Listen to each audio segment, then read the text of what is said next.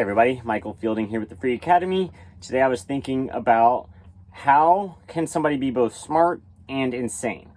So I know I criticize the public at large often for being thoughtless, for being brainwashed, appearing like zombies, just going through the motions without questioning, without being curious or intrigued by reality, not even interested in evidence or reasons. They just, appear thoughtless, I guess, is the nicest one.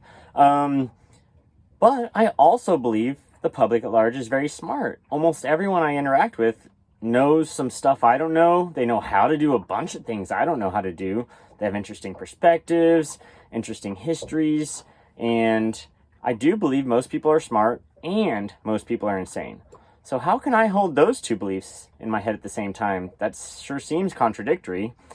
But the answer comes down to, I think, the use of emotion in beliefs. So a lot of people are more interested in the way they feel than the truth.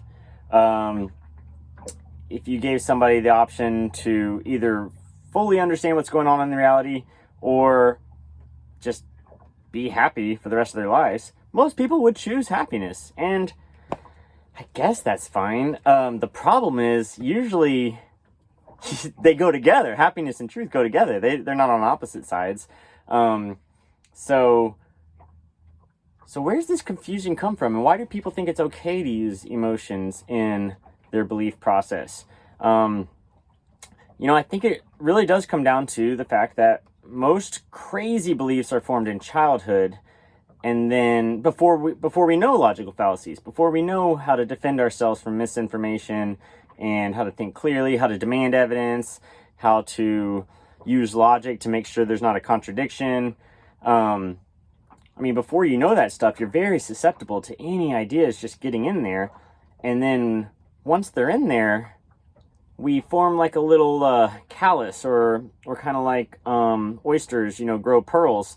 You get that little seed of jagged rock, and it doesn't make any sense. It shouldn't be in your head, but ooh, let's smooth it over. Let's pet our pretty little misinformation, and ooh, sure, look, now it's nice and smooth, and oh, we can just rub that all day, and it doesn't feel bad. And that's what most people are doing with their religious and political beliefs. They didn't question it on the way in, and then once it was in, it was so easy to just use emotional support and